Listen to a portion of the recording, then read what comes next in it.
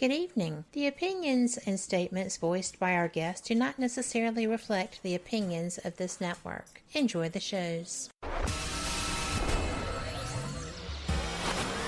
You are listening to WBHM Digital Broadcasting, Birmingham, Alabama.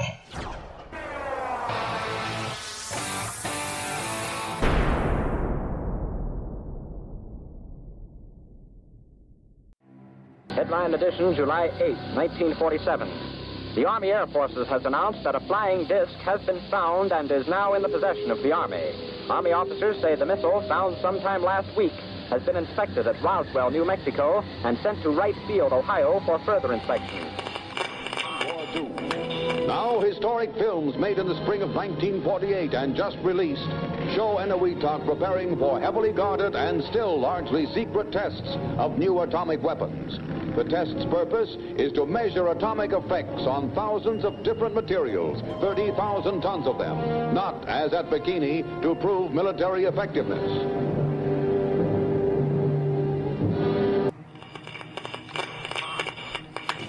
San Francisco police say that 9 persons have been arrested in a narcotics raid on the headquarters of the Grateful Dead, a widely popular singing group. 2 members of the group, Rod McKernan and Robert Weir, and their business manager, Danny Rifkin, have been booked on suspicion of possessing narcotics. 3, 2, 1, 0. All engine running. Liftoff. We have a liftoff. 32 minutes past the hour. Liftoff on Apollo 11. Tower cleared. We got a roll program. Neil Armstrong reporting the roll and pitch program, which puts Apollo 11 on a proper heading. I'm going to step off the limb now. That's one small step for man, one giant leap for mankind. Well, strange lights are causing a viral buzz on YouTube. Could we have caught extraterrestrial activity on a recent newscast? Brandon Arroyo investigates. As the newscast ended, the controversy began back on September 26th. What is that light shining in the back of the dark night sky?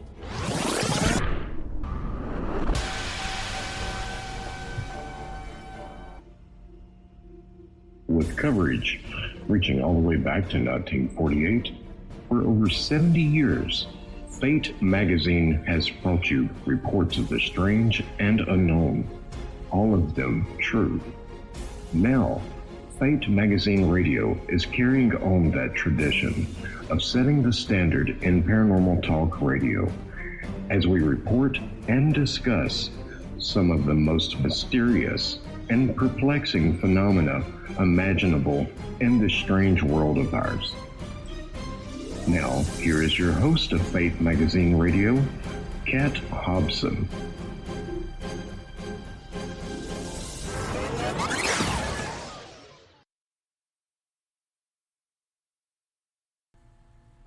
Good evening. Welcome to Fate Mag Radio, the online voice of Fate Magazine. I am so glad that y'all are here tonight. I have a lot of people that are just so nice that I enjoy speaking with, whose work I enjoy, that I learn so much from. And tonight's guests are absolutely those people. We are going to be covering a lot of different topics. They've written 3 books, and every one of them has caught my interest in different ways.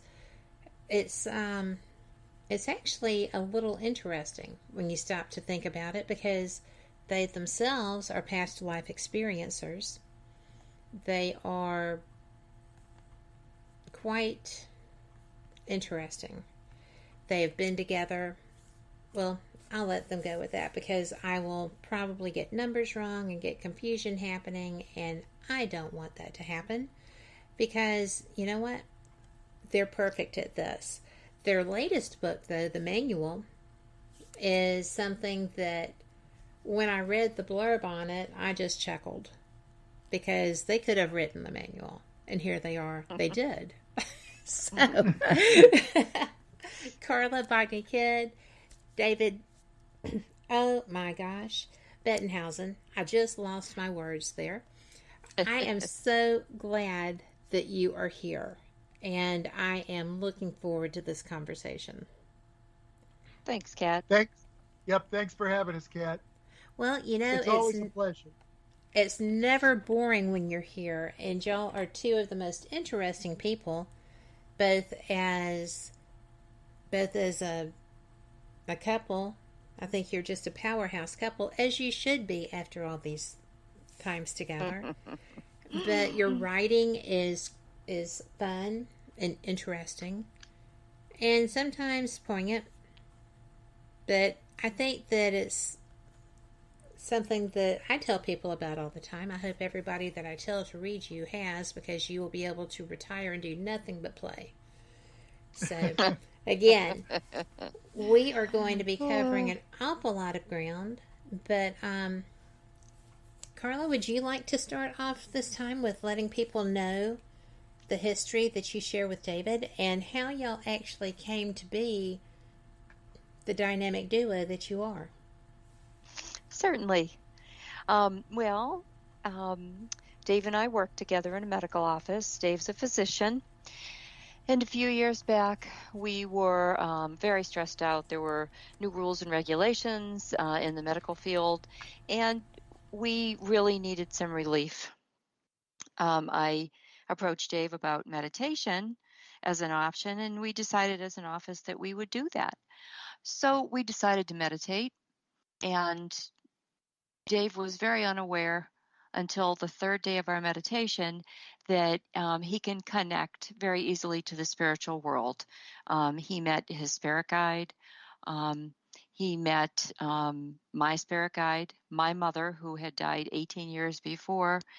And it sent us into needing and wanting more questions. If you could just imagine every question that you've had in your entire life about birth, death, why we're here, all of those things were answered. We journaled for many years before we wrote our first book.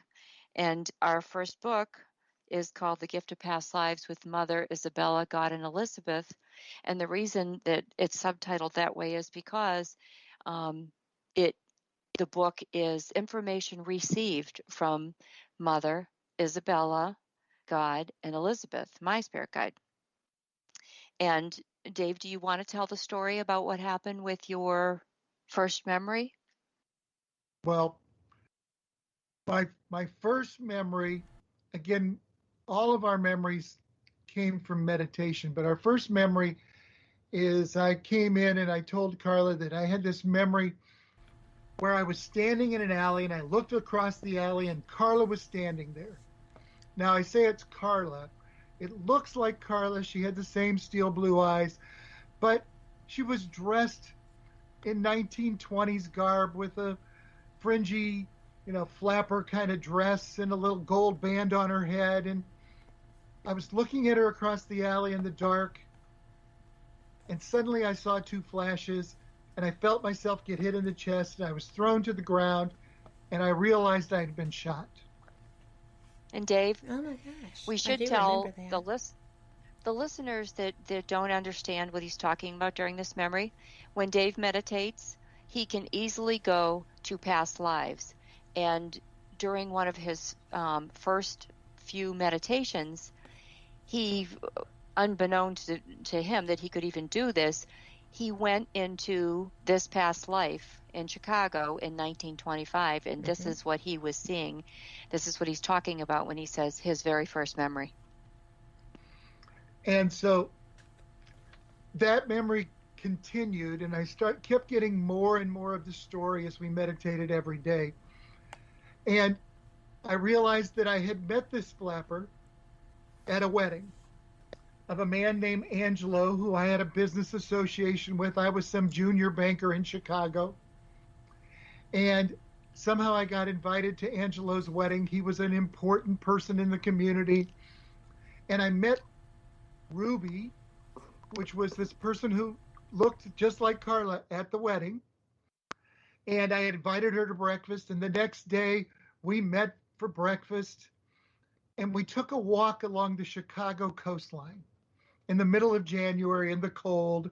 She had this little white stocking cap pulled down over her head, and she told me her life story. Why that's important is she told me her name was Ruby Donaldson. She told me she was from Bullock, Georgia. Her father's name was James. Her mother's name was Anna. She had 11 siblings. She moved to Chicago because she wanted to be a dressmaker.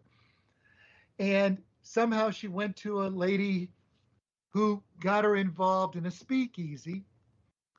And she was singing at the wedding because the normal wedding singer couldn't be there. And she worked for a mobster named Angelo. And he told her she had to come sing at the wedding because the regular singer wasn't going to be there. That seems just like an... Yes, it becomes an interesting story. But what became interesting is at that moment, Carla goes, I've got to know more. And she's the most curious woman I know. So there was a day she was off work, and she started doing research.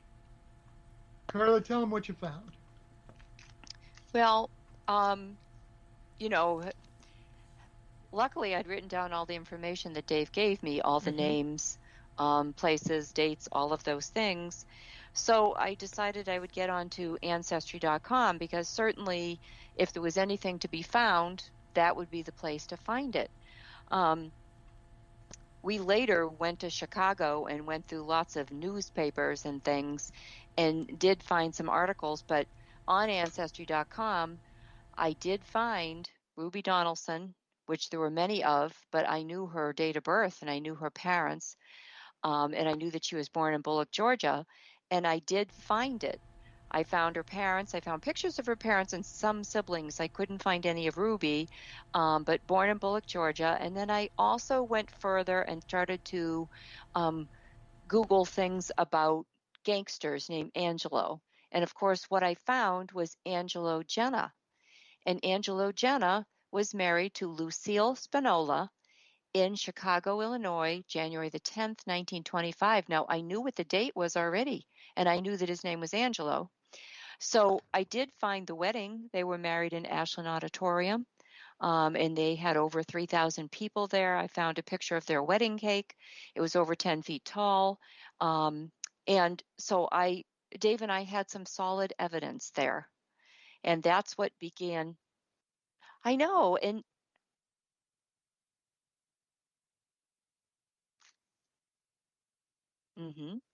yeah.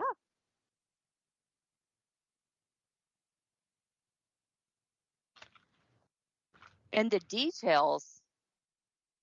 Yeah, The and details Kat, that we have, we actually had to cut out so many details out of the first book because we had so much. And just to, we could have gone on and on, but the first book actually takes Ruby and JJ's story and it's laced throughout the entire book. So you do hear about what happens, what becomes of them. Yeah, Kat, we became so interested because we were both raised Catholic. So this whole idea of reincarnation, past lives, was completely foreign. And as a physician, I certainly didn't believe that we were returning life after life. And we actually went to Chicago and we went to Little Italy and we walked down Halsted Street. We turned on Loomis Street walking down because Isabella says you're getting close. And it was things I was remembering. And we stopped and we looked across and I said, that's Ruby's apartment. Whoa. And a friend of ours did the research and found out that apartment building was built in 1899 and had always been an apartment building ever since. And the synchronicity was incredible because my spirit guide's name is Isabella and the name of the apartment was the Isabella Apartments. Get out of town. I had not remembered that. I don't remember that at all, but that is so cool. Is that in the book? The picture of that is on the back of the book. Yep, the Isabella Apartments, yep. But that is the most bizarre set of circumstances. I don't know how I missed that. Or it's been a while since I read that. It might have gotten lost in the others, but that is just astounding. And Kat, if that's not enough, we went to a little Italian restaurant while we were there, and we walked in and we sat, and the maitre d' took us back. It was in Little Italy, and they took us back and sat us in a little corner. And they sat us next to a stained glass window. And the stained glass window was a picture of a little blonde flapper with a white stockinette cap. It's like a white cashmere hat, the type they pulled over their heads. Yes. Yes. And so we're sitting there looking up at a little blonde flapper while we came back to see if we could find out about a little blonde flapper. And those things just keep happening, and the synchronicities kept happening. And that changed the way we thought about everything.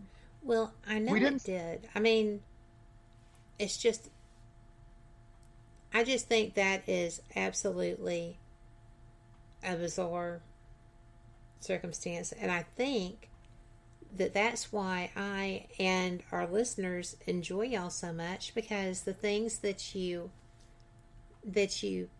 experienced, they're the thing of sci-fi, and yet this is your reality. Yes. And this is our reality. So it's, we kept meditating because there was no way we could not do it. I mean, we met Carla's mother, while meditating, and that was enough to get Carla and her sister Paula, who also worked in the office, interested. But everything that we started thinking had to be different than how it was when we grew up and what we expected to see. And as we meditated, we found 42 past lives for me, 34 past lives for Carla, and we found that Carla and I had been in 29 past lives together. You know what? I wrote 39. I do. It is 29, which y'all know, but our listeners are going to be confused by me. But so we found 29 lives, and that's so far, right? We think that's all of them. We think that's all of them, and they span almost 6,000 years. Wow. Or more, a little more than 6,000 years. The first life we talk about in book 2, which is Hell No Reincarnation, which is really a book we wrote to try to kind of reconcile Catholic upbringing with everything we could find about reincarnation, both in the Bible and in other literature. And so we kind of tried to bridge everything that we believed and what we thought and what we were learning from Isabella. And in that life, which was our first life, it was interesting because my name was still David. Carla's name was Ariella. When we did the research, we found out that in Hebrew, Ariella means Carla. Get out of town. Yes, and it's written in Hebrew. It's written the same way. Now Hebrew doesn't have any vowels in it, so but the word is the same set of letters is Carla. That is Ariella. That itself, that started to really make us wonder and think, because there are so many synchronicities that occur like that. In that life, people ignore it too. They do. I see that all the time. Mm-hmm. And it's really interesting because in that life that we talk about in that book, we ended up traveling down the Dead Sea, and we settled in the Iron Gedi, and we settled at a place called David's Stream. Now, it wasn't David's Stream when we got there, but nowadays it's called David's Stream. That's just astonishing. Yes. So, those kind of stories just make it completely different. Yes, they do. But we have to take a break. I can't believe we have to take a break. We're already there. All right. But every time I talk to you, this stuff just flies through. But we will be right back, y'all, and I hope you come back too. Thank y'all for listening. You're listening to WBHM Digital Broadcasting, the the best in paranormal talk, only on Paranormal Experience Radio, broadcasting live out of Birmingham, Alabama.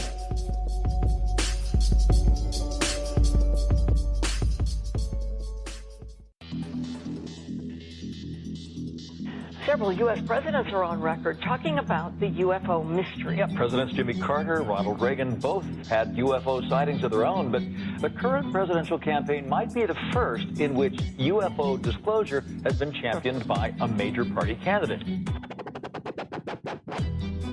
DIA, CIA, it moves around, is operating a program to train psychic spies to spy and use their powers against Russia. John Ronson writes about this in The Men Who Stare at Goats. The first known sighting of a ghost took place right after Abraham Lincoln was assassinated in the late 1860s during the administration of Ulysses Grant. Project Paperclip, Clinton releases it all in 1998. Possibly the unequal cooling of its surface. I say, do you still think it's a meteor, Professor? I don't know what to think. The metal casing is definitely extraterrestrial. It's a place where UFO hunters and scientists gather to examine paranormal activity in the region. Some of the documents, this is bringing Nazi scientists into the United States to work here. So we fought against the Nazis, and it's not, this again is not a revelation. As early as 1947, 1946, we knew some of this, right? On the paranormal, will we see U.S. President Barack Obama's foreign policy go intergalactic in a quest for gold stolen by aliens? We'll tell you at least how the White House responded to claims the chief executive has been teleporting to Mars. But let's get to today's Capitol account. UFOs, hauntings, psychic abilities, conspiracy, ESP, cryptozoology. There are many things that remain unexplained in the inexplicable world around us, and we're talking about them here, looking for answers on WBHM Digital Broadcasting, Birmingham, Alabama. The truth is out there. Thank you for listening to WBHM Digital Broadcasting out of Birmingham, Alabama. The time is 23 minutes after the hour. Welcome back. I'm so glad that you're here. This is fantastic already, and this is another one of those shows that I always say one day somebody is going to start taping the breaks from the show side. It's not ever going to be me sharing that because I like people trusting me and talking to me off the air. But I do see where somebody at some point is going to be unable to resist it, because when you've got interesting people, they're interesting all the time. Just like Fate Magazine. Just saying. Go check it out. FateMag.com. Get you one. But Carla and Dave, I am just so intrigued that, during the break we were talking about finding the portal and through your meditation, and I find it interesting, Dave, that it took almost no time to find your way, and the meditation thing wasn't even something that you were initially into. You were doing it because Carla asked. Correct. And we became very interested in meditation just in general. And this is another one of those just interesting stories, because I tell everybody, whether you connect or not during meditation, everyone should meditate. For me, it changed my life, not only because the past life memories, talking to Carla's mother who had passed away. So I have a little bit of that mediumship issue there, but it's so particularly healthy that for me, trying to be my best self, starting to meditate, doing all those things, the first year after I meditated, I set a goal. and I set a goal to lose 2 pounds a week. And 52 weeks later, I was 104 pounds lighter. And you realize that meditation can change your life. Not only does meditation decrease the cortisol, which is that stress hormone that makes you hold on weight, but it can lower blood sugar, lower blood pressure, reduce stress, make you perform better at work. It can fight Alzheimer's disease, so many positive things. And it might just make you connect to the spiritual world like we did. And it became something that changes the way you look at everything. And, you know, people ask questions, and I think everybody has some ability to connect. I agree. We just don't take that time to quiet do it. our mind. Right. You know, we all have some little voice that speaks to us inside. And sometimes if you shut off everything, for bad, it's my grandmother. Yes. For me. There you go, Kat. And for me, it's all good, but there's Carla's mother that's there. There's Isabella, who's my spirit guide. Elizabeth, her spirit guide. There's a connection there, and everybody can develop some portion of that. I don't know what makes people more gifted. And I don't think anybody should think about it as being more or less gifted anyway, because I agree. There's no hierarchy. There's no hierarchy. It's not somebody's better than you at this. We just need to share what we learn.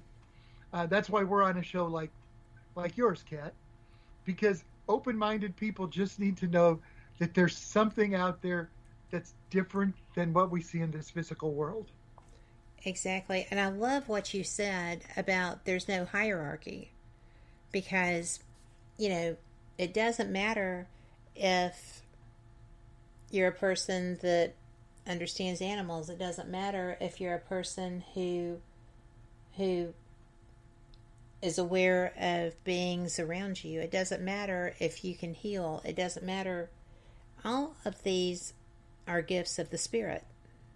And those are things that you get what you need, or you get what someone else needs for you to have. And it's not like it's always there. Sometimes I feel like they're changing channels. And you're meant to share. Yes. And you're meant to share. And, you know, I have friends that do Reiki. Mm-hmm. And if you look at the history of Reiki, it's really a spiritual healing.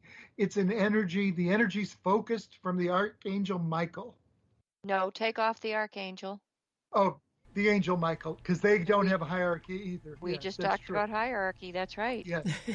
and that's another interesting point is angels don't need a hierarchy because they do what they're supposed to. And they know that's what they're supposed to do. So they just do it. So they just do it. And the same thing with you if you have a gift. Mm-hmm. If you have a gift, you should share it.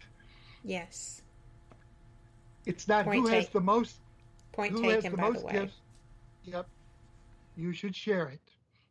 It's the ability to share something you know that could make a difference to somebody else.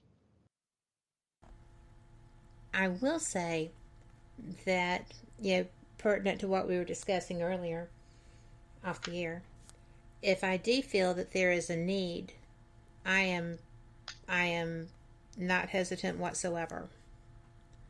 If I feel that it's something just in passing, I have been known to not approach someone and say, did you happen to know? But the first time that I ever had this happen, someone came to me and said, do you do readings? And I'm like, why would you think I could do a reading? I don't even know where that came from. But, it's very interesting because sometimes, like when you started your meditation and started opening yourselves, then the information came. I was not opening myself, and it kind of got shoved in my face. So wake up. You've got something you're supposed to be doing here. And so now I am working on my Reiki Master level certification, and great, Kat. I'm trying to do what I'm supposed to do. But I love it. You know, it's it's really funny because it works great on dogs. And yes, it does. Yes. You know, we had a pet emergency this weekend, and I think that it was helpful to keep him calm. So, Kat, this is not quite related to our reincarnation stuff, but I'm going to just tell you that on Christmas 2019, I went for a walk. Now, I knew I had some aortic stenosis. I had it checked multiple times, and it wasn't supposedly getting any worse. And on that Christmas Day, it was very warm in Ohio, and I went for a walk, and Carla was walking, and a friend of ours that does Reiki was walking with us. And suddenly I had jaw pain, chest pain, significant shortness of breath. I thought I was going to pass out. I barely made it over to a mailbox, and I threw myself over the mailbox.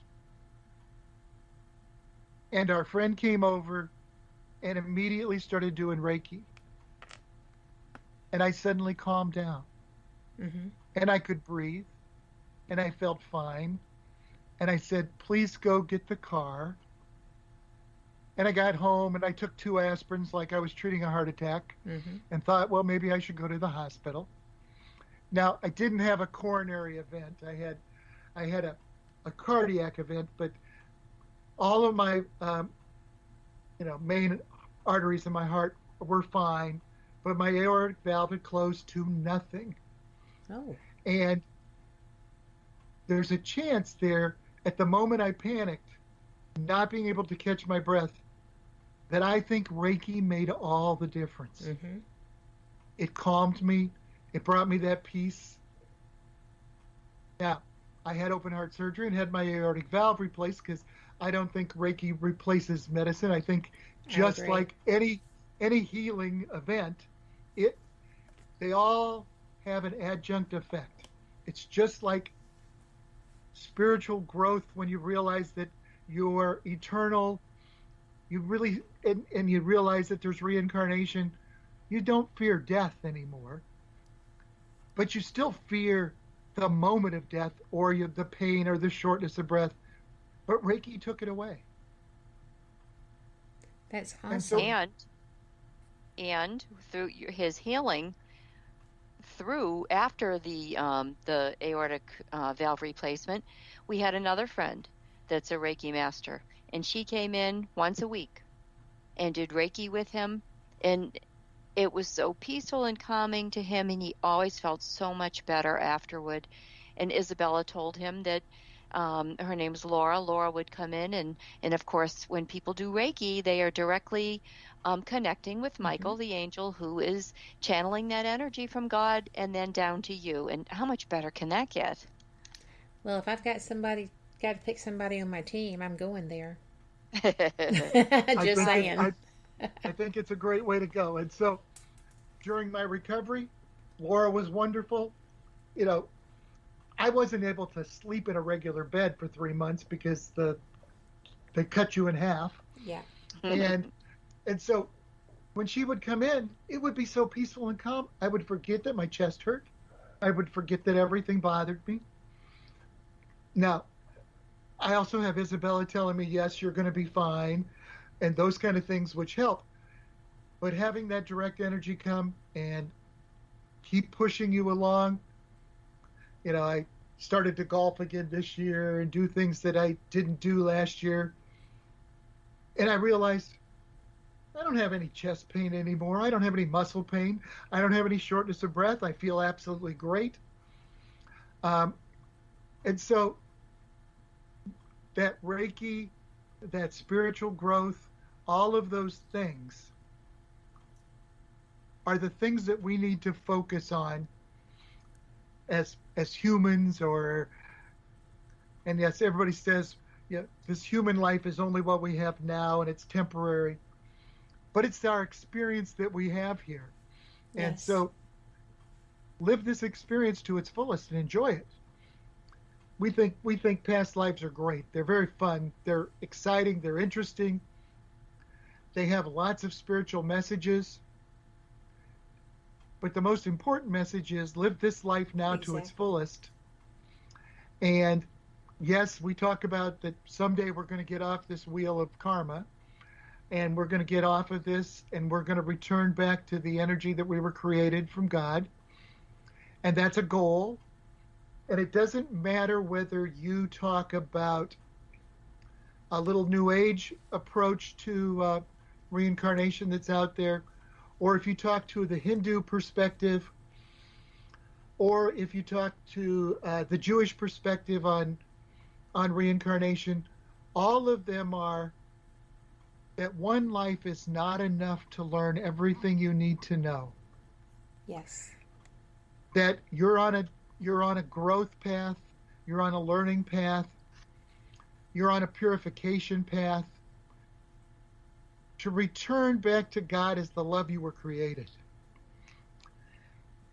We're all given free will in this world, and because of free will, we can make poor choices or negative choices. They're not sins, they're just not good choices.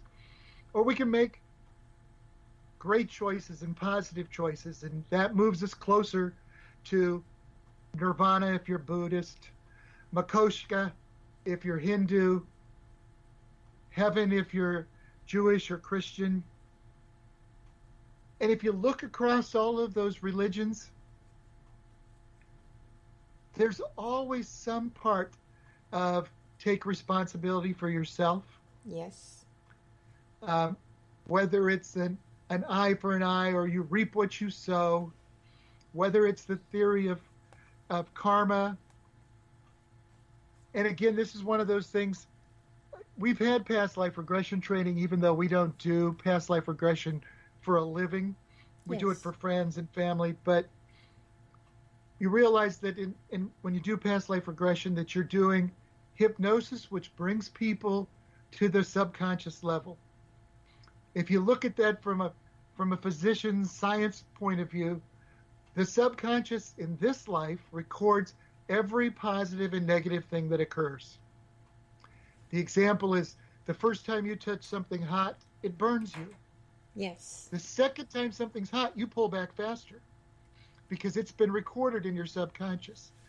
If you think about your past lives that way, recorded in your subconscious that continues to carry with you, some people call that the Akashic record. Yes. It's really your soul that carries that with you. If it has all of your positive and negative past life memories, when something is dangerous or a poor choice, you remember you made a poor choice, even if it's subconscious. So you try to avoid that choice again.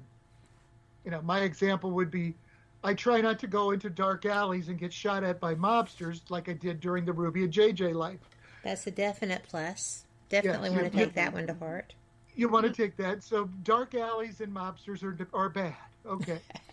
So but those are the kind of examples you can learn from your past lives and move them forward into this life. Well, let me ask you, not to interrupt, but I'm going to for a second here. Please do. If you have an unreasonable phobia,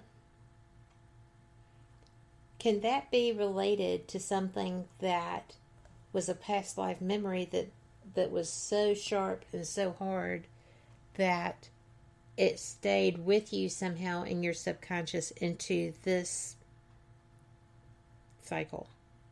Absolutely. Carla, tell the story about the lady that you did at Omega. The social worker. Yes. There was a social worker from Chile. And interestingly, one of the really great things about being at Omega is that there were like-minded people from all over the world. You didn't have to put a different hat on. You could just speak your mind, and they understood. They didn't think you were strange. But hospitals from Chile send their people, their social workers, to learn past life regression to help end-of-life patients. And so she happened to be, well, yeah, isn't it? It's fantastic. Interestingly enough, she was, this young girl, was one of the people that I regressed.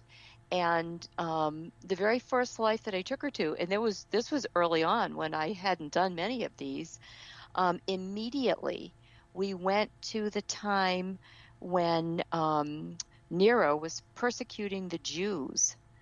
And she was with her son and her husband, and the Romans had taken her son, had abducted her son. And she was so upset. And she was asking if she could get her son back. And, of course, I had learned enough at that point. I knew that I could take her past the fear that she was having right then, take her ahead, find out what happened, find out what lesson she had learned from it, make sure that she wasn't carrying, hate or anything like that from the experience, and then learn from it. So what she told me afterward, unfortunately, her son was killed by the Romans, and in this life, she realized the man that she was engaged to was her son in that life. And at the beginning of their relationship, she had this fear of losing him, and it almost ruined their relationship and she didn't even understand it herself. She wasn't that sort of person. But once we took her back and she understood she had lost him before and was not able to find him, it all made so much sense. And there were several other instances like that with people. It's definitely related. In Dave's and my last life, we were brother and sister, age 4 and 6. We were playing on our 3-story staircase in our home. It was Christmas Eve. Our mother was downstairs wrapping presents, and as we played together, we fell to our death. We both broke our necks. And in this life, Dave and I both have neck problems. And I had, at the beginning of my life, I had a terrible fear of heights. I was always afraid. I'm from Boston, and I wouldn't go into like the Sheridan building, the Bunker Hill Monument, things like that were up high, and rightly so. And Dave and I go to massage therapists and chiropractors all of the time for our neck. We both have issues. So not only do you carry the fears, subconsciously, you also have that, what do you call it, Dave? Gene expression? Mm-hmm. Yeah, gene expression. It's a soul memory that expresses through your genes. Mm-hmm. And so it's interesting because even the reincarnation researchers like Jim Tucker and Ian Stevenson, when they went back and they did research on children with past life memories, kids that are 3, 4, 5 years old, they found a significant amount of them have birthmarks where they were killed in their past life. We have to get a break. But I'm so into this. I'll tell you why when we come back. Everyone, we'll be right back. Thanks for being here. We'll see you on the flip side. You're listening to WBHM Digital Broadcasting, the best in paranormal talk, only on Paranormal Experience Radio, broadcasting live out of Birmingham, Alabama.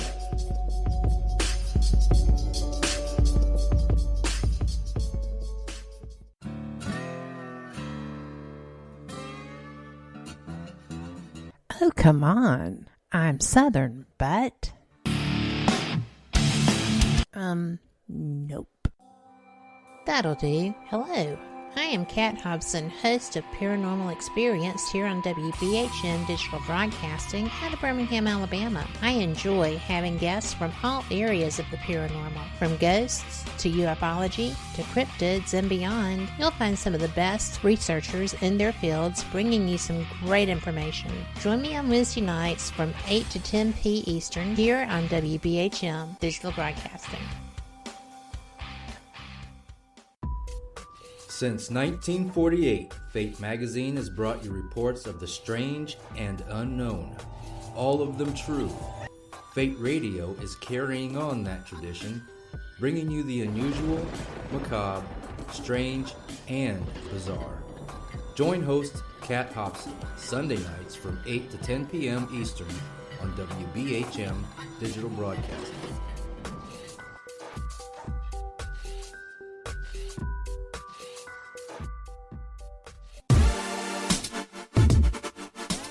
You're listening to WBHM Digital Broadcasting, the best in paranormal talk, only on Paranormal Experienced Radio, broadcasting live out of Birmingham, Alabama.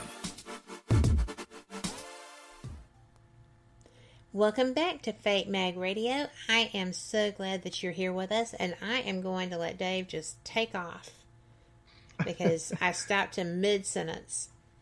I don't even remember what we were talking about, Kat. Oh, kids and past life memories, yes. Mm-hmm. And so they found birthmarks in the same places where the person had been killed in a past life. And what those researchers from the University of Virginia did is they actually found kids in the last 50 years that had some memories. They went back, they tried to search back for the memories and find those people. And they did find some 2,500 people. Mm-hmm. And what they did is they would look for birthmarks on the kids, and then they went back to the autopsy, and they even found autopsy photos where there's a gunshot wound, and they look at the birthmark on the kid, and the wounds match. Isn't that so bizarre? And so we know that there are physical manifestations of your past life memories that follow you. Well, we know there are researchers out there right now because they found that it doesn't always follow. And certainly you can be culturally different because, like, I've had a past life where I was black, where I was Chinese, where I was white. Spanish. However, Spanish. So you wouldn't, nationality-wise or ethnically look the same. Right. Because you have parents that are of different ethnicities. However,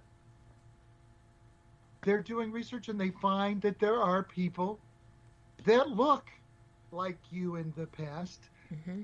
that are your reincarnated personage, and that there are parts of you that appear to be the same. And it's a really interesting thing. We mention it in book 3, the manual, that it appears that as the time that the soul enters the fetus, if it enters very early, it has 9 months in which to influence your gene expression, and you will look more like you did in a past life than if you entered the fetus later. And your birthmarks will show up. And then yes. So if you enter the fetus later, you look more like your birth parents. If you entered the fetus earlier, you look more like you did in your past life. More like you. More like you. Because you've had more time to influence the genes expressing and making you look like you did in that past life. That part of it's fascinating to me because I have a friend, Andrew Brewer, who started a path of looking for his past lives. He's a very gifted psychic. He was like, a rock and roll psychic, best psychic of his, genre, everything else. And, but when he started doing the past life research, he would go to pictures of people that he felt drawn to. He would just, feel where to look. And it was astounding. And, you've been male and female, both of y'all switching out through your past lives, haven't. Right? No. No, we have not, but there are people who do. Okay, and we've regressed people who do, yeah. Yes, well, he's been male, female, I don't know what amount of, or how often it trades out. But it's interesting because you can always tell when he's on another search, because he'll use photography tools to focus in and bring it down, and there's really no doubt that it's him or someone that's exactly like him. It's bizarre. And I'm sorry to interrupt you with that, but I think that's different. And it's amazing. And the fact that y'all have so much knowledge of it, I love that. It's a blessing. And we just keep searching, Kat, because there's so much out there that people don't know. Again, if you say across the world, 33% of the world's population believes in reincarnation. Yet in the United States, it's considered something paranormal.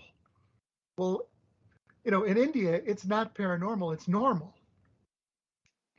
Well, it is. That's why they know, they know where to go to find the next Dalai Lama. Correct. And that is by prayer, meditation, and guidance.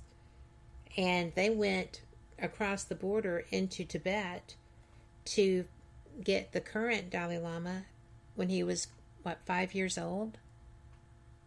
And he took passed them that long to all find the him. tests.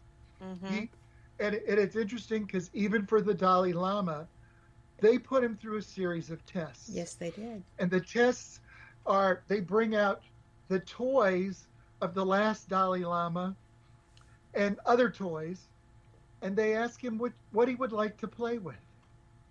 And he picks only the toys of the last Dalai Lama.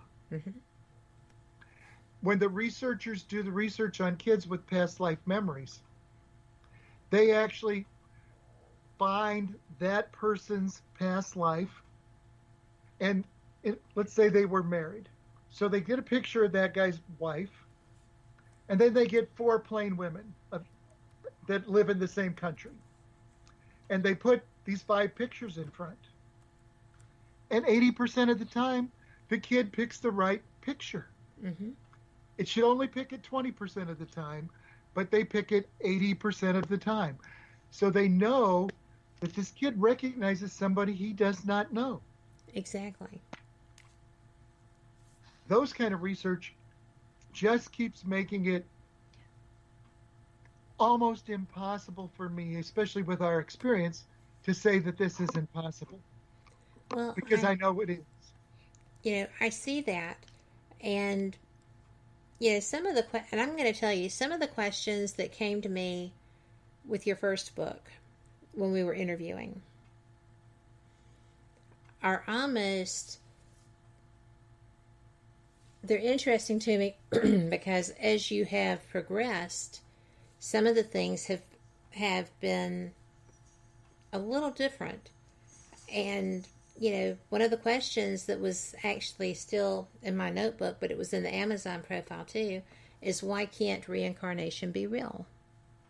And the other one is, is who we are a product of our karma? Yes. And what happens to our loved ones when they die? Will we see them again? A lot of this stuff feeds into it, and it's interesting. But did you actually feel that reincarnation couldn't be real at that point in your studies? I always believed in it, but Dave didn't. But I was raised Catholic, Mormon, Methodist. Yeah, before this experience, I really didn't think reincarnation was possible. I believed you got one life, went to heaven or hell. That was it. That's the way we were raised. That's how I was raised. And when you start doing the research, you realize that, well, I'll say the church because it's really the Catholic Church, but it's not really called Catholic at 200 AD. But in 200 AD, Origen of Alexander, who wrote almost all of the church doctrine in the year 200 AD, he was the theologian with a Jewish background who knew everything, and he also knew Greek, and he wrote almost all the church doctrine. And in his doctrine, he says transmigration of the soul is something that happens, meaning you have a life before you come to this earth, and that you can have a life after that you're here in this life. Now, in 400 AD, Justinian was the emperor. He came in, was trying to narrow down the Catholic Church a little bit, and they excommunicated Origen 200 years after his death, saying he was a heretic because he taught reincarnation was possible. But that's the real church history. Yes. And so, in 200 AD, sure, you can be, reincarnation can occur. If you look at the Jewish Kabbalah and the Jewish faith, I actually listened to a real knowledgeable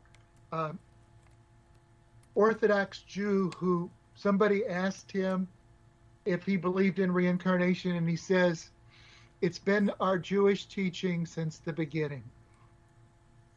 Yes. And so when you think about that Jewish heritage becoming the Christian heritage, which years later even becomes a Muslim offspring, all Abrahamic religions, they all started with a belief in reincarnation and then erased it. Why do you think they erased it?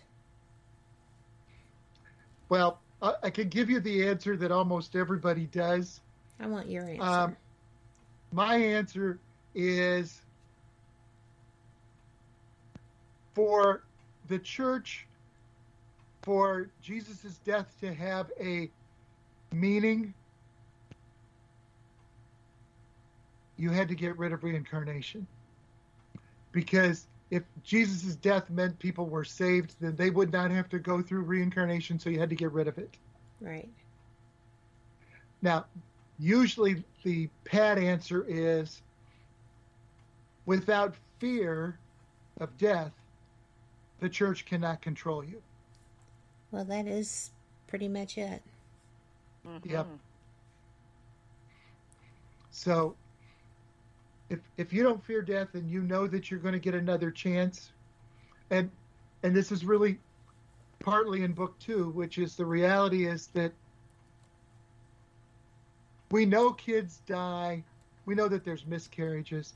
We know people die at 2 years old from some horrible childhood disease. We know people die in car accidents when they're 16. We know people die of cancer at 40. We know some people live to be 98. Mm-hmm. Is 1 minute, 2 weeks, 2 years, 1 life, 10 lives enough to choose? Where would God draw a line that says you had enough chance? Yes. Well, God says, if you didn't reach your purpose, you have another reason to come back, because you're not done. Yes. You haven't grown enough. And then people say, well, why do horrible things happen in this world? Horrible things happen because we were created with ego. Yes. Why were we created with ego? Because without an ego, humans as a species would not survive. We had to know and compete with each other and the other animals for food. Yes. We had to survive to the next generation and the next generation, or we would be wiped out. And we had to evolve long enough where we didn't have to compete with one another anymore. And when we don't have to compete, then we can only cooperate.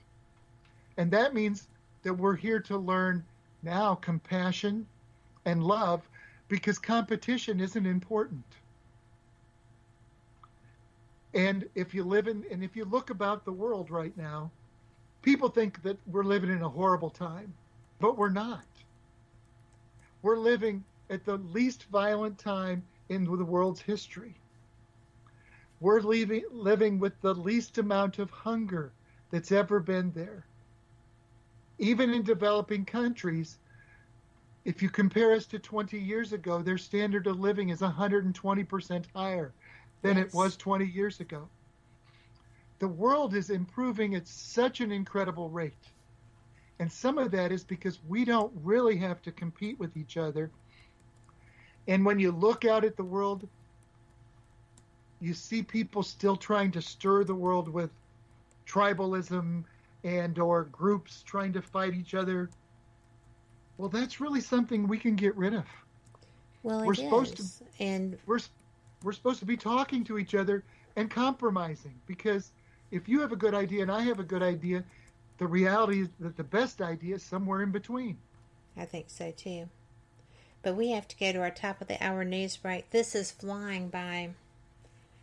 So we will be back. This is going to be a little bit, guys. We're going to be listening to NPR News. This is a good time if you would, like to grab a beverage and get comfy, take care of what you've got to do, and come back and join us. And you know what? I am always looking for a little good news each day. Maybe we'll find it here. I know that a guy I was pulling for won a gold medal yesterday, so maybe somebody else that I liked did today too. And congratulations, by the way, to the young woman who won the first and only medal in foil, and it was gold. So congratulations, you sweet young woman. I watched your face, and I am just as happy for you as you were then. Thank you for being that kind of person. So y'all come back, and we'll come back too, and we will continue this fantastic conversation.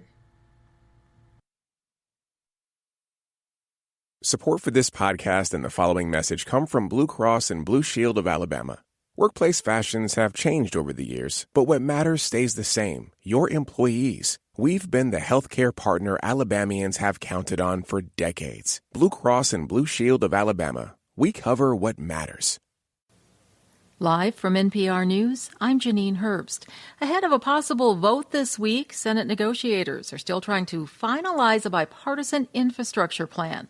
Lead Republican negotiator Senator Rob Portman says they're close to a deal with Democrats after weekend work on the Hill, with one snag. We have one issue outstanding, and we're not getting much response from the Democrats on it. It's about mass transit. Our transit number is very generous. We increased transit in this proposal. We also increased the formula going forward.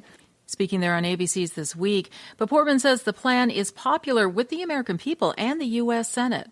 House Speaker Nancy Pelosi has tapped a second Republican congressman to be on the panel investigating the deadly attack on the U.S. Capitol in January, led by pro-Trump supporters. Congressman Adam Kinzinger, a critic of former President Donald Trump, says the issue requires a serious, clear-eyed, nonpartisan approach. Pelosi already appointed Congresswoman Liz Cheney. This after the House Speaker rejected 2 of the 5 Republicans House Minority Leader Kevin McCarthy submitted. McCarthy then pulled them all. The panel's first hearing is on Tuesday. At the Olympics in Tokyo, the men's basketball competition has begun with a big upset after France beat the U.S. 83-76. NPR's Tom Goldman reports it's the first American loss since the 2004 Summer Games. The U.S. is a team studded with NBA stars, but France showed stardom means little compared to cohesive, consistent team basketball. Behind a game-high 28 points from one of their NBA players, Evan Fournier of the Boston Celtics, France battled back from several deficits. Afterwards, U.S. head coach Greg Popovich bristled at the idea that his team's defeat was a surprise. That sort of disses the French team, as if we were supposed to beat them by 30 or something. That's a hell of a team. And there are others in the Olympic tournament, he said, noting how the talent gap shrinks every year between U.S. basketball and the world. The Americans next play Iran on Wednesday. Tom Goldman, NPR News, Tokyo. Belgium has been hit by another rash of flooding just over a week after 37 people were killed. From Brussels, Terry Schultz reports. More heavy rain in Belgium and more flash floods around the country. After a 2-hour deluge Saturday, the mayor of the southern city of Namur told the French Daily Le Soir the situation there is worse than last week, with neighborhoods underwater and families needing evacuation. Video from the Reuters news agency shows cars and pieces of pavement being swept away by water rushing through the streets. In some areas, the high water has caused gas leaks and fires. Residents are being warned there are more storms on the way. Environmental experts say such extreme weather events will happen more frequently and be more severe due to the effects of climate change. For NPR News, I'm Terry Schultz in Brussels. And you're listening to NPR News from Washington. In Israel, 2 airlines launched their first commercial flights between Israel and Morocco less than a year after the countries officially normalized relations. Israel's tourism minister says the new direct flights will help tourism and trade. Israel and Morocco agreed to normalize relations in late 2020 as part of the U.S.-brokered Abraham Accords. Morocco was among 4 Arab nations to establish diplomatic relations with Israel. Another possible presidential candidate has been arrested in Nicaragua, making 7 such arrests by the government of President Daniel Ortega in less than 2 months. Maria Martin has more. Opposition leader Noel Vidaurre was a potential candidate to run against Daniel Ortega in upcoming November elections.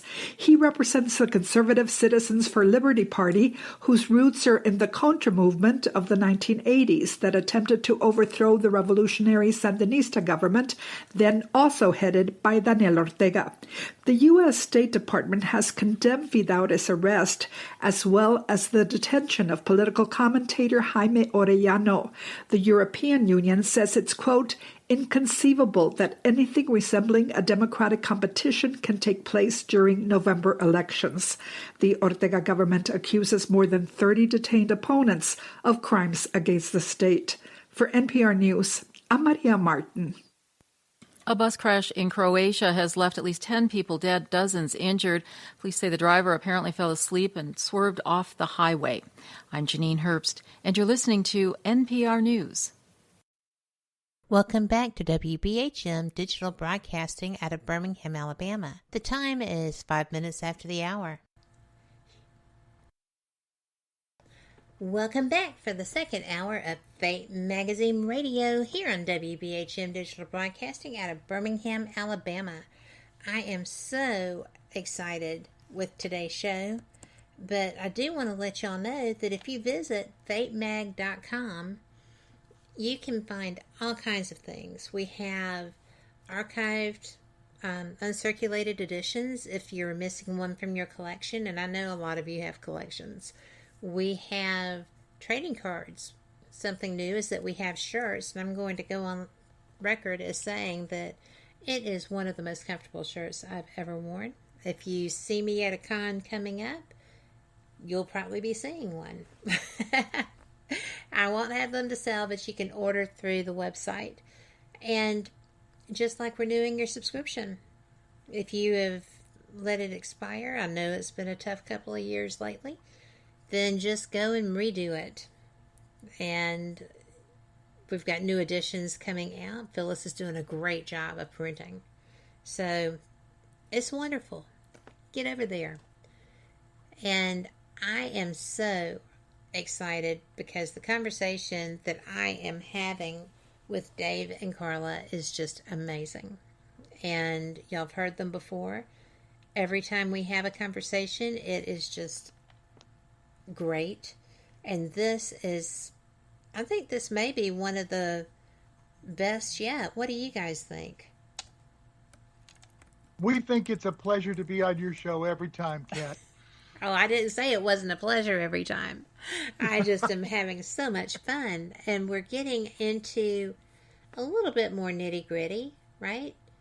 Of your experiences. Yes. And, you know, we were talking about the reason that reincarnation had been removed from the world conversation.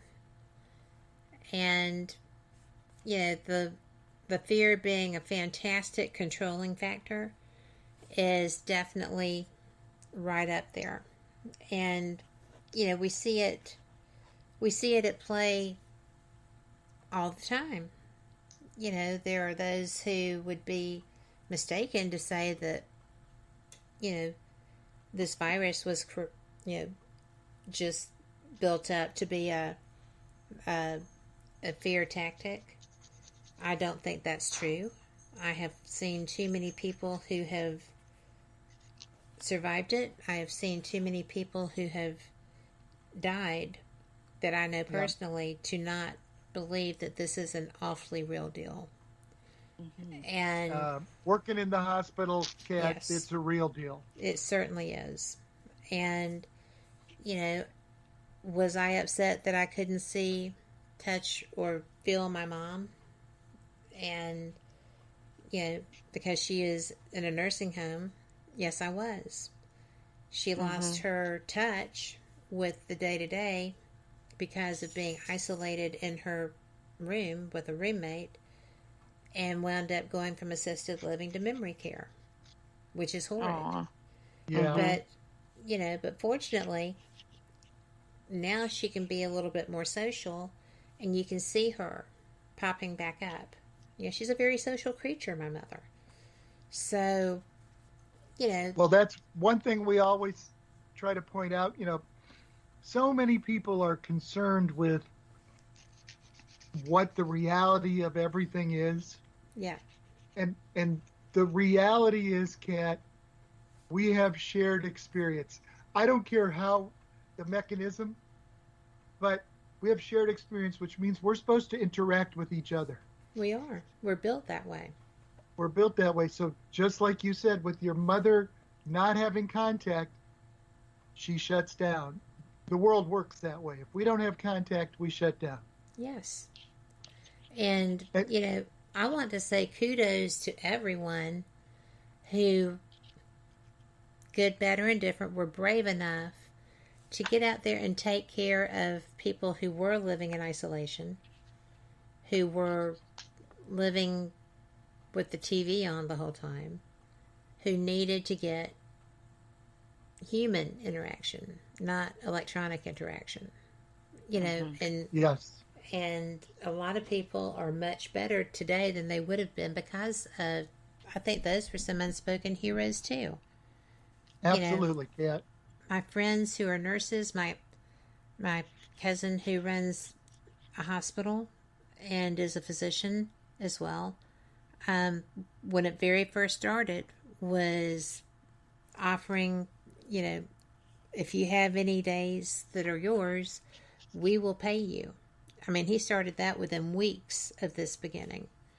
Mm-hmm. So trying to get staff in to do everything. And, that was going on around the world. So it's really pretty astounding when you think about it, that we've come through this even wobbling and, one tire lurching around in the front and the handlebar's broken, but we're coming through it. Whatever the political issues that everybody wants to argue about, I saw a country and a world that pulled together and survived. Yes. And still trying to get, medication, vaccines, other supplies to countries that just simply don't have them and don't have the money for them. It's, whether you want a vaccine, whether you don't want a vaccine, that's a personal preference. I am a firm believer in that. And in all the ways that the country and the world has come together. There's a lot of divisiveness. I mean, if it bleeds, it leads, and everybody doesn't hate everybody else. I actually made a comment about that last week on a show and was quickly corrected and said, no, it's not everybody. It's what's being reported. And I said, oh, I'm seeing a lot of violence. I mean, do you not see the violence? He said, I see what they choose to show me. There's, correct. It's like without the fear of death, there's no control. Without fear and having a bad guy other than you, keeps you safe. So whoever the you is, you just try to keep your numbers up and you keep the public stirred up. And I think that's what we see now. So it gets ratings. that gets ratings. So, hey, Kat, I don't know why I just thought of this, but I'm gonna share something else too, and it doesn't have to do with that exactly, but it has to do with somewhere in the Bible. There's a big quote when they're talking about speaking to the spiritual world, divination, all sorts of things that the Bible calls sin. I just want you to know every one of those is related to prophecy. Yes. We're not supposed to tell people their future. Nope. Because then they could change outcomes. And they do have free will, so they could change things. Yes, they can. They have. The other people thing do. Is, yes. And the other part of this is people start to think negatively about people who have had contact with the spiritual world. Mm-hmm. And I like to point out that King Saul in the Old Testament talked to Samuel, the judge, who died before he did, trying to ask for advice. Yep. Now that's biblical Old Testament. Now let's talk about the New Testament. In the New Testament, Jesus is in the garden, and Moses and Isaiah appear and transfigure with Jesus, and they talk. Yep. Now, that means Jesus is talking to people that died thousands of years before, who supposedly, biblically, are all laying in a grave quietly, not going to be there, and do not return until the end judgment day. Well, actually, Elijah left in a UFO.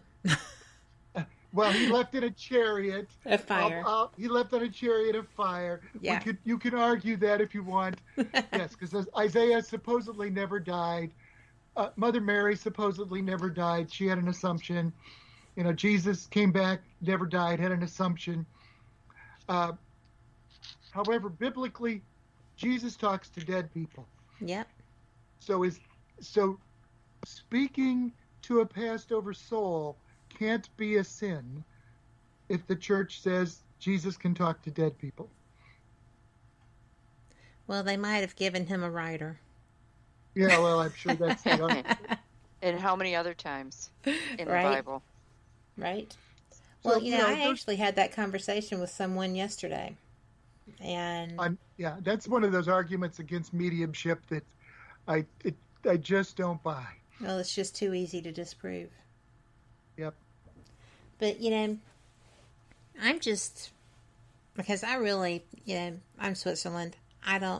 Everybody has their own choice. Everybody makes their own deal. Everybody does their own thing.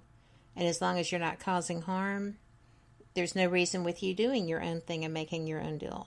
It's just the way it is.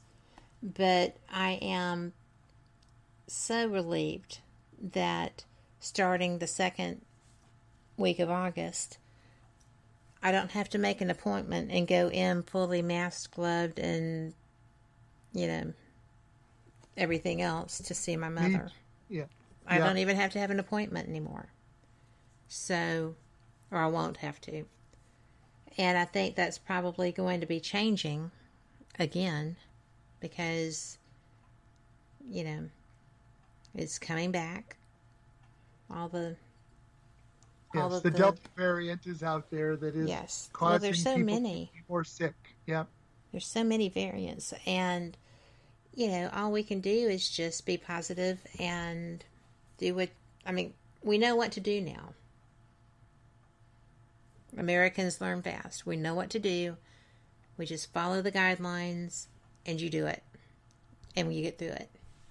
So, I did not mean to go political. I really am not a political person. But I just think that everybody needs to know that it is all about love and care and concern for each other. So, take care of yours, but take care of those that don't have anyone too. And we have to go to break. So, all right. That was a fast thing. But we'll be right back. Y'all come back too. Warning, The following message does not necessarily reflect the views of WBHM-DB or its hosts, guests, listeners, or of any functioning adult in general. In fact, Frank should probably seek professional help. Listener discretion is advised. Hi there, Frank Lee here. I thought that I would spend a few moments telling you about the positivity from the network here. The overall message of para-unity and happiness, and how everyone here wants to get along with everyone out there, and how everything is just wonderful. Wait, Cat's not looking. Okay, I've got something to really tell you.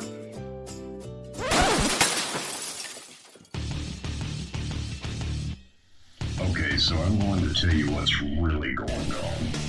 Honestly, all that being nice and positive crap was kind of hurting my soul, as dark as it is. So, what's really happening? Well, you see it all the time.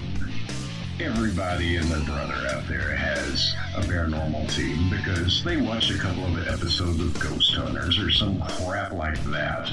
So they go and they spend half their mortgage payment on tools and things that light up that they don't understand. And then the next logical step after buying matching black t-shirts and posing like 90s rappers for their Facebook page is to, of course, have their own podcast. Well, you know what? You're not going to find that crap here. What we have here at WBHM Digital Broadcasting is the best host, the best guest, bringing you real information. All of the hosts here on this network know their stuff. They are the people who have been out there doing the work, doing actual research. And no, by research, I don't mean binge watching some kind of cheesy TV show on Netflix. I mean reading books. I mean out in the field doing the legwork. And who are they interviewing on their shows? They're bringing you the people they have learned from. They're bringing you the best in the field, covering all kinds of topics from UFOs and aliens to Bigfoot to cryptozoology to ghosts to anything you can think of. A bit strange and unexplained. It is here, and you're going to get the best information here. So stay tuned to WBHM Digital Broadcasting. Don't go anywhere. Speaking of going somewhere, I've got to go before my mic gets cut. We'll see you there on WBHM-DB.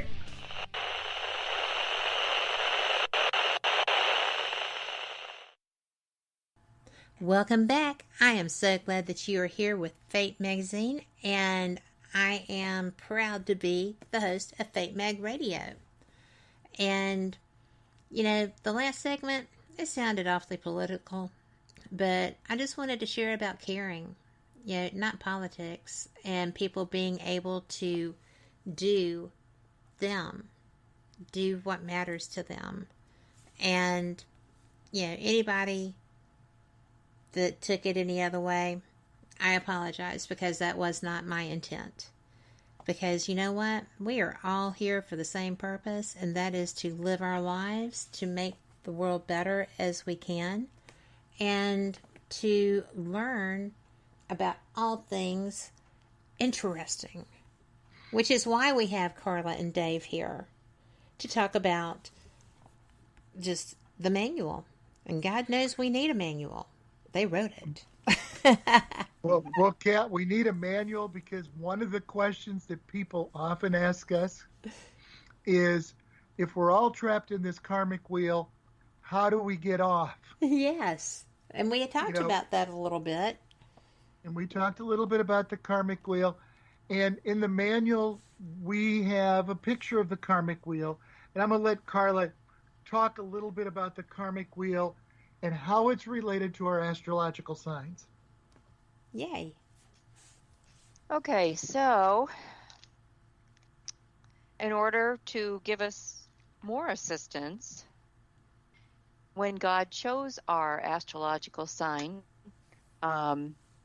it was indeed for karmic reasons.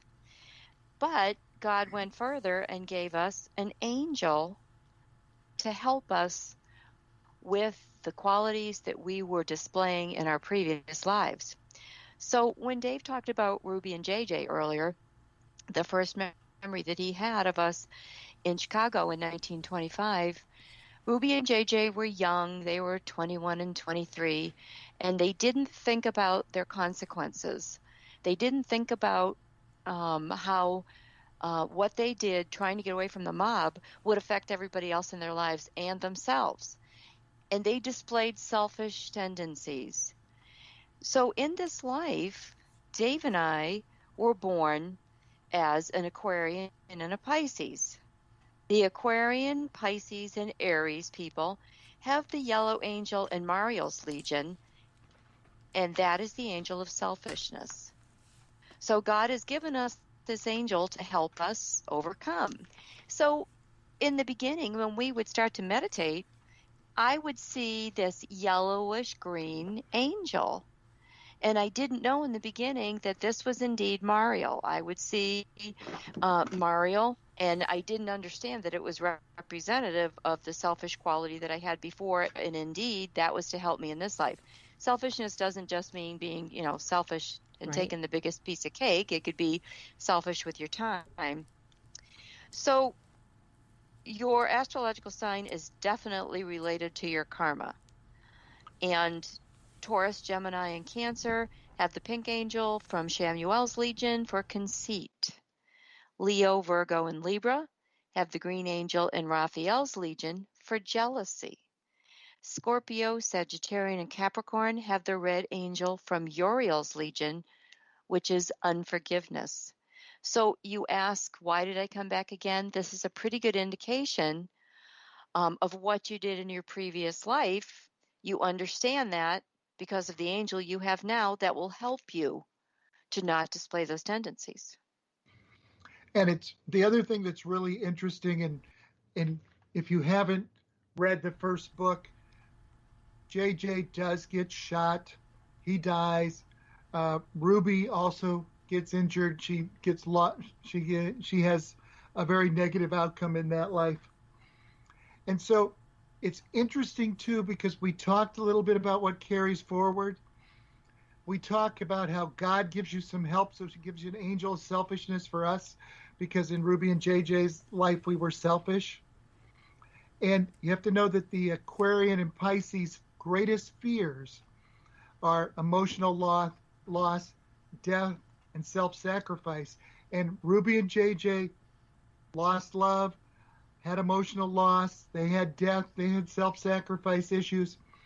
And so in this life, we come back with an angel of selfishness to help us, because God is trying to help every one of us get off this karmic wheel. So you're actually given some help. And I think that's a real positive thing to start to think of. You're not in, none of us are in this alone. If you talk about mediumship, you know your mother is still looking up there at you and trying to help you. You know your grandmother is still trying to help you. You know God is trying to help you. The angels are helping you. You have a spirit guide who's trying to give you help, who's maybe what you call your conscious. You know, if you inside of you that's telling you, please don't steal that pencil when you're a 4-year-old, or it's telling you not to steal the car when you're 22. Yeah. But you're getting help, and yet, because we have free will, we keep making poor choices, and God gives us another chance. But someday, you may make all the right choices. You may choose to help others during the COVID crisis. You may choose to be good to your neighbor. You may choose not to yell back at the store clerk who's angry at you when you didn't wear your mask at the counter. Whatever those things are, you start to make those choices where people cooperate and make choices that are good for both sides. That's that cooperation. That's where we keep working toward on this planet, working toward some cooperation together so that we can all get off this wheel, so that we don't have to come back. Because if we're mean to somebody in this life, Don't be surprised if you come back in another life and you're in a situation where you have to feel what you put somebody else through. Well, we have questions in chat, and some of them are related to that. Let's see. There is. Sherry's, well, actually, we have all kinds of angels, apparently. Yes, we have all kinds of angels. We do. But Sherry says, so I'm a Scorpio, and I actually am too. Does that mean in all my lives I'll be one? Is there a certain angel associated to all signs? And we answered that part. But, no, your sign is not the same every life. Because you have had different lessons to learn in a different life. Okay, and she says, so this is terrifying because do crazy murderers or serial killers come back as a new person? That would be scary. Well, why is that scary? Well, because if that's what they did, would that be part of their gene memory? Not necessarily. Some of that is wiped out. Yeah. Go ahead, Dave. Yeah, some of your memories are wiped out, and there's that veil of forgetfulness that occurs, and so they're not going to remember that. Now, they may respond to some things in the same way, and I'm going to give you a different example because the serial killer is very hard to discuss. But I'm going to discuss alcoholism as a choice.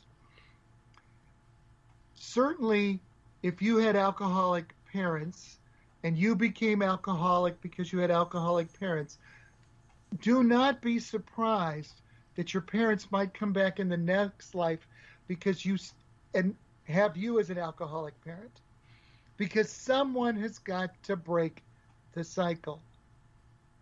The same is true for a serial killer. If they have been a serial killer, it's probably because they have been tormented.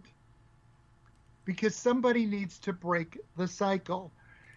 The only way you're going to break the cycle is to start making positive choices. That's up to the individual. We can't enforce or judge the serial killer because we don't know what they've been through. We can look back at Hitler's life if you want to and know that his parents were not good people and that he was sent away to school at a very young age and he didn't have parental guidance and that he was brought up in a country where hate of different groups was normal. Now, is an abused young man who brought up in a country that wasn't normal? We didn't live his life.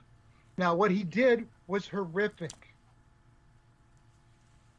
But now, if you start talking about group karma over years and years and thousands of years, we can go back to early Mesopotamian wars. We can go back to the Egyptians that enslaved.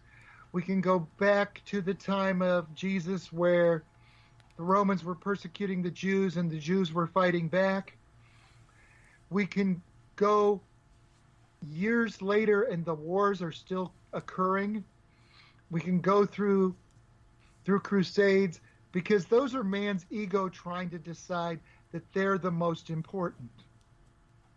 And all of those things are leading us up to the Holocaust. All of those things are leading us up to the United States, which is really an anti-slavery place, one of the least slavery places that there are. But we still have to work on the issues that have faced America. But America has decided that we are a land of equality.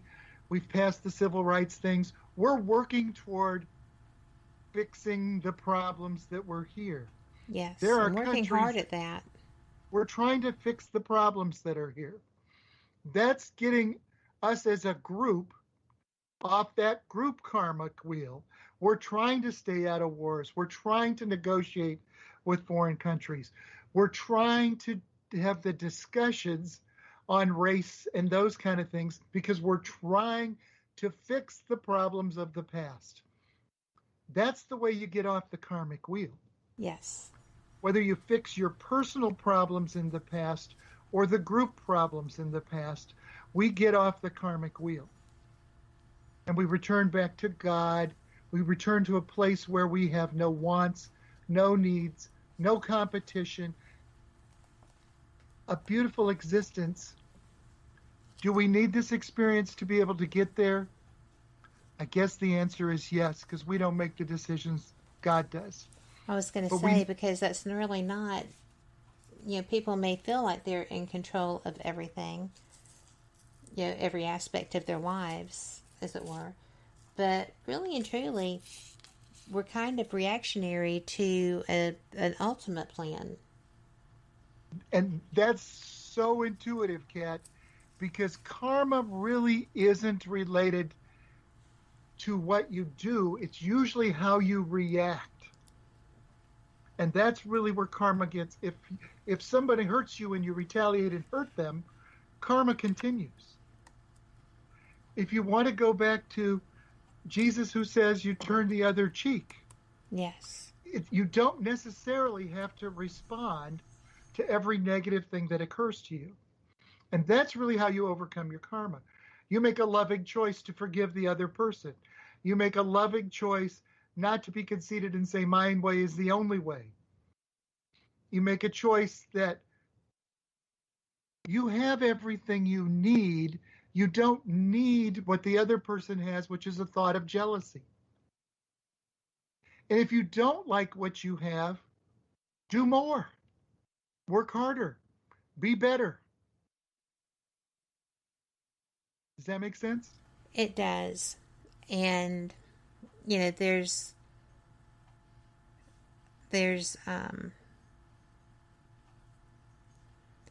this is interesting because the conversation in chat has kind of gone a little bit away from that. And, there's a comment with evil comes back. The response is, I think so too. That's scary. And talking about, Hitler was pure evil. And then the other response is, yes, but if they're reincarnated and don't break the cycle, then yikes. And, there's a comment also that, Hitler history proves we can't change. And I was like, not so. A lot of people work very hard to change and they succeed. And there's a comment that says where Hitlers are allowed to exist. I shouldn't say aren't allowed to exist, because that's not true. We live in a world where we still have Northern Korea and we still have China, and there are horrible atrocities. But if you look across the world, on average, it's getting better. And we need to keep working toward it being better. One of the comments in chat is hashtag be the change, which is how I always close my show. Y'all know that.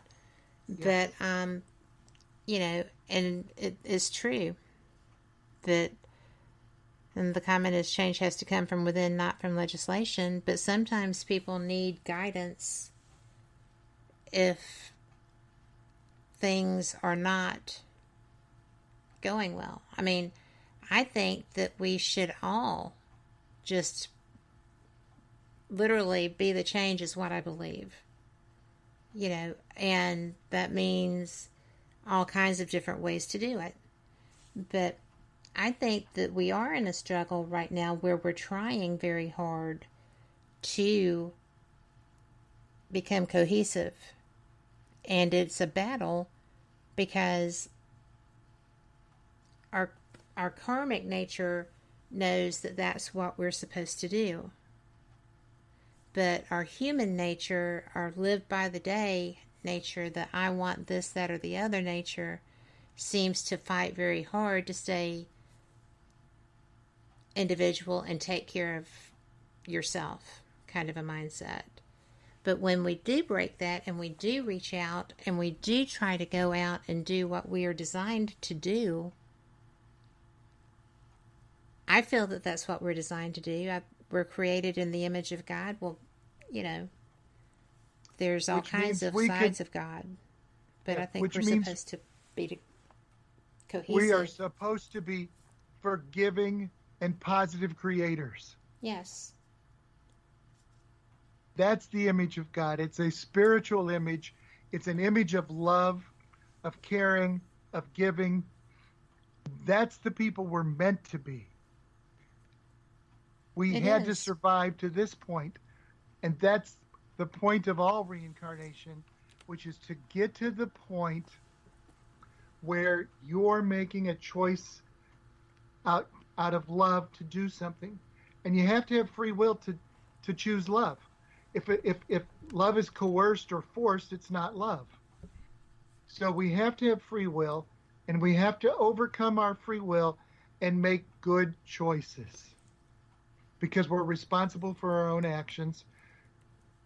For the people in your chat room, whatever the justice that Hitler would get in his next life, whatever the karma brought him, is not ours to decide. It's God's. And, you know, I don't know. I just don't think that there is. I don't think anything is hopeless. God did not create anyone hopeless. No. And I think everyone was created with potential. Well, everyone was potential to love. Yes. And if you can find a way to get back to love, because, you know, everybody has moments, whether you have, you know, horrible things happen in your childhood or your young adulthood when, you know, decision making is so imperative, or actually it's all your life, or, you know, you find yourself in a position late in life that is uncomfortable and certainly not where you want to, you know, a situation you want to be living in. But all of those things happen, I feel like, to soften our hearts, not harden them. That, you know, you have to find a way to be the person that you're supposed to be, no matter what situation you're in, because we all are working toward the best outcome we can manage, I feel. And that's collectively as well, or it should be. I feel like it is. Sometimes we just don't agree on the methods of getting there. And that's where you get caught up in the, you know, my ideology is better than yours, yes. And you have to realize that we're not a society of, you know, individuals per se. We're a community of spirits. And we need to respect. I think respect is probably where I'm going to go. And I do know that the person that has been, you know, a little vitriolic, but still lovely, is living in a terrible situation. But, you know. So, Kat, this is one of those very early lessons from Isabella. We were all created special, but she said none of us were created more special. Right. And as soon as you realize that, you can start moving toward that person is really equally themselves. They are unique by themselves. We're not in competition really with them anymore. They are uniquely themselves, and they have a path and a journey. Now, I have my own path and journey, and Carla has her own path and journey, and you have your own path and journey. However, we're all in a shared journey together. So part of this is we have to learn love and compassion for each other. And when you learn that, that's when you get off the wheel. Yes. I agree. 100%. I almost said 110%, but that's an impossibility. More than it's possible. Yeah. So, and I know that you're a doctor with that kind of mind, and you would have mentioned that. And, you know, I am just, I don't know. I'm past a break is what I am. We will be right back. Y'all come back too.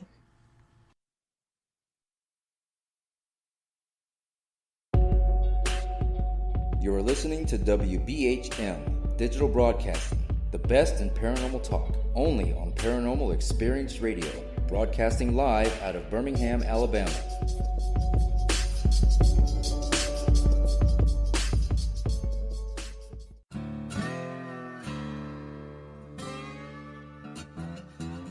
Oh, come on. I'm Southern, but... Nope. That'll do. Hello. I am Kat Hobson, host of Paranormal Experience here on WBHM Digital Broadcasting out of Birmingham, Alabama. I enjoy having guests from all areas of the paranormal, from ghosts to ufology to cryptids and beyond. You'll find some of the best researchers in their fields bringing you some great information. Join me on Wednesday nights from 8 to 10 p. Eastern here on WBHM Digital Broadcasting. Since 1948, Fate magazine has brought you reports of the strange and unknown, all of them true. Fate Radio is carrying on that tradition, bringing you the unusual, macabre, strange, and bizarre. Join host Kat Hobson Sunday nights from 8 to 10 p.m. Eastern on WBHM Digital Broadcasting.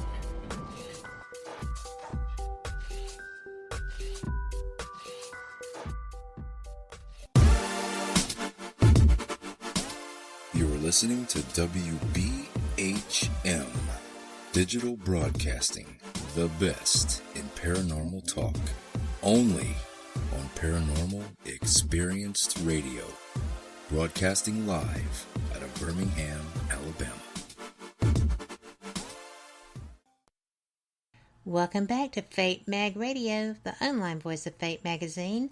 I am joined tonight by Dave Bettenhause and Carla Bogni-Kidd, and we have been having the most brilliant discussion. And, you know, I am just overwhelmed by both of y'all, because even through what's been going in chat and such, you know, it just is what needs to happen. So, yeah, you just have to be willing to do the work, for one thing, right? Correct. And Kat, people are working out and having conversations in the chat room. That's what's meant to happen. People need to be able to express themselves and come up with something that works for everybody. You know, that's part of this cooperation and compassion. You have to live in the other side. You know, usually we tell people during one of our shows that, you know, we've lived life in a past life as Jewish and Muslim and Christian and Catholic and Druids, and we've had an Egyptian life. You live on every side because you have to see both sides. We've lived in wars, and in fact, we were Vikings fighting the Scottish, then Scottish fighting the English, then English fighting the Scottish. We looked at the patterns, and we found that sometimes we were fighting our own ancestors in the same war. Because on either side of the war, there is no winner. Nope. And then when the chat room goes off on Hitler and or hell and those kind of issues, we start to look at it. And I'm going to tell you, one of the things that is in our book, Hell No Reincarnation, is a little bit about the history of hell. And you need to know that, first of all, in the Hebrew Jewish tradition, there's a place called Sheol. That's the term, and Sheol is the place the dead people go for atonement. Now, in our past life experience, we've experienced some of the times between lives where people are in atonement, and that's where they have to see what they did to people in their past lives, and they have to feel some of the same feeling. So if you're worried about Hitler, he had to feel about what people felt like when they lost their families. But in Sheol, it's just the place dead people go. In the Greek world, they called it Hades. Mm-hmm. And Hades didn't have heaven or hell. It was just the place dead people go. And then in the Bible, they talked about the Valley of Gehenna. The Valley of Gehenna is a ditch, an actual area outside of Jerusalem. Jerusalem was built with a sewage system, and the sewage system drains all of Jerusalem, and it drains into the Valley of Gehenna. There was often flames and spontaneous combustion. It was an evil place for the judges and the kings of Jerusalem because they used to put illegitimate children to death there. They would put them on, they would hang them, burn them. The whole valley would go into flames because it was full of human excrement and waste. Whoa. So that's the Valley of Gehenna. When the King James Bible translated all of those places, they started to call them hell because they wanted to call them one place. And hell was named after the Germanic god of the underworld, whose name was Helia, and King James's wife was of Germanic descent. So in the King James Bible, anywhere it said Hades, Sheol, or the Valley of Gehenna, they changed it to the word hell. Really? So literally, hell is a ditch outside of Jerusalem, or it's a place dead people go. It was just the place dead people go, and the word Helia in German, hell just means covered over with dirt. So it's literally the grave. So hell is not this place where you're tormented for all times. Hell is just the state of dying and going to the afterworld. It's not hell as a bad place. It would be going to Sheol, the place of atonement, the place between lives. It would be going to Hades, the place where dead people go after this life. It would be heaven, the place where we go and where every NDE person, not every, I shouldn't say that, but if you listen to those people who have near-death experiences, most of them talk about a beautiful experience, and they don't want to come back. But it's not their time. And they go through a past life review, much like people do who go through past life regression and time between lives. They go through a past life review. They learn what happened in their last life, and they go into the new life with some compassion for what they did to people, trying to change the person you are in your next life. And that's saved in your subconscious so that you will try to make different decisions. And what we wrote in the manual is God actually tries to give you help. He gives you a direct connection to him through your spirit guide. He gives you direct help from the angels. We talk to mediums all the time who have a connection with those in our past who have passed before us. We see people like an apparition that occurs to the people in Fatima, to little children in Fatima talking. Yes. We see people who say they see ghosts. They're connecting to the spiritual world. They're open. They're talking to someone who's passed.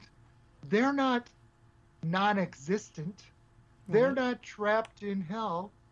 They're communicating from heaven. From a spiritual world, an unnatural, it's actually not unnatural, it's a natural, the supernatural realm where those who have lived this life are who have not returned to their next life.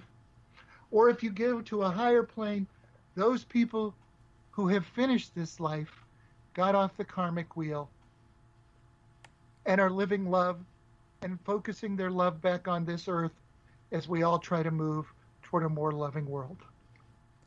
Well, I know that I'm trying to get there. And I try so hard to bring people with me.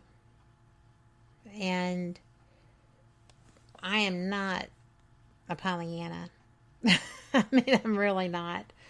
But I see so many ways that communication could be improved, that people could be more in tune just with their surroundings. And I just keep praying, right? I just keep praying for peace. I keep praying for positivity.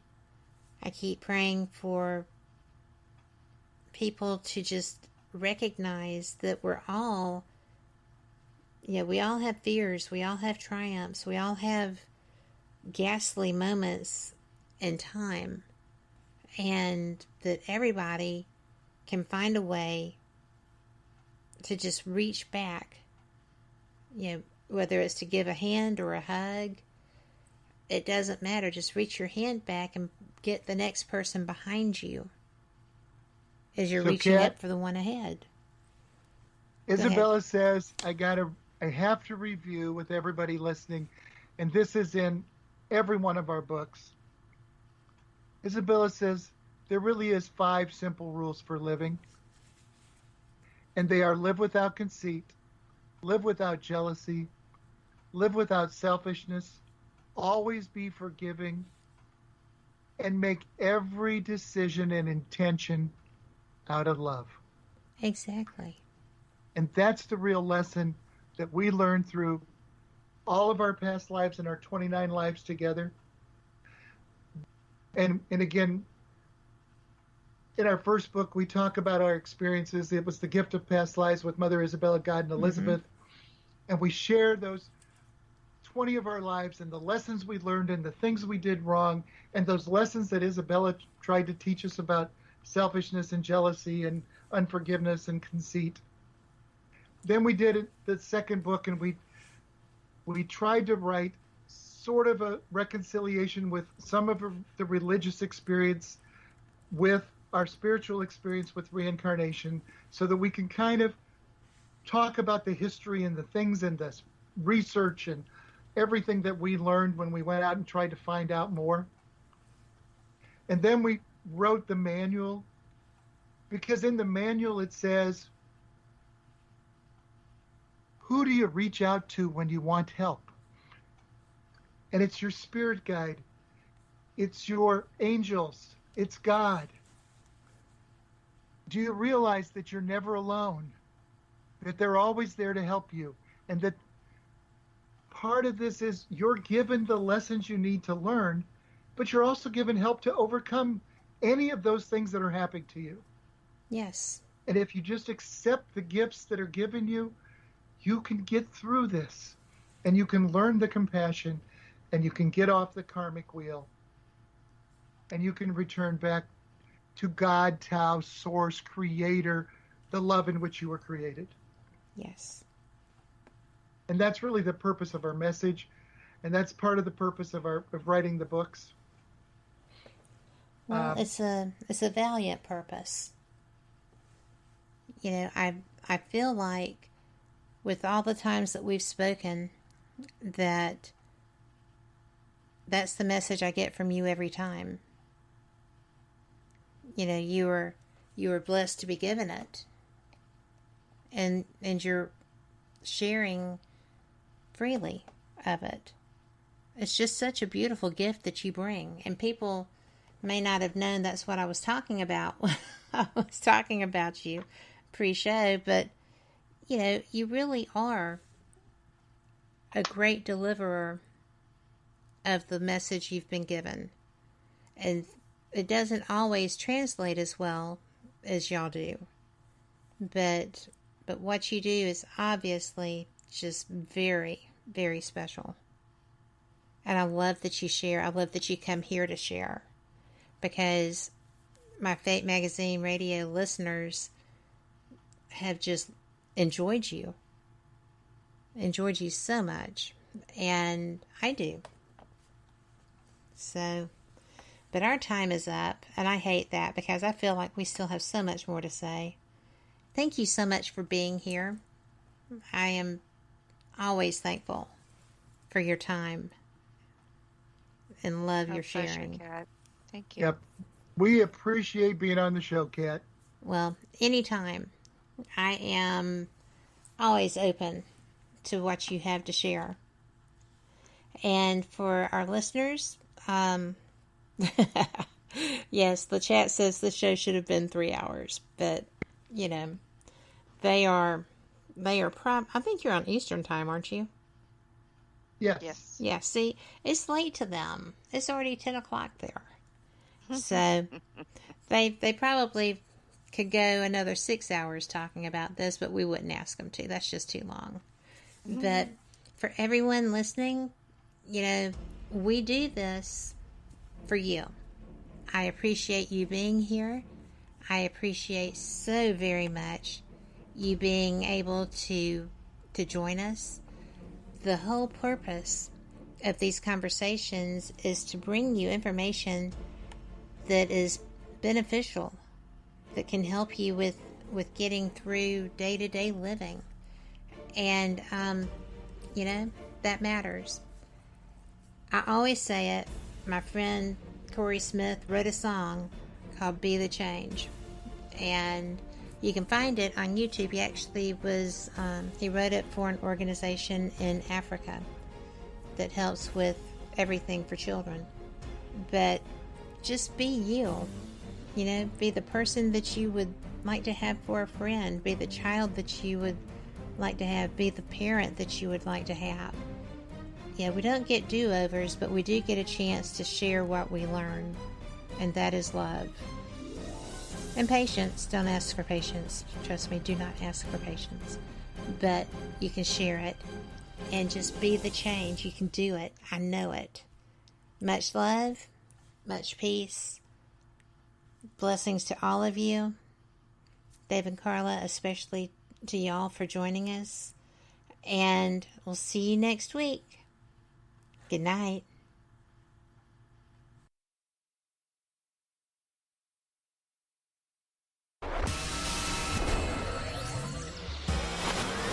You are listening to WBHM Digital Broadcasting, Birmingham, Alabama.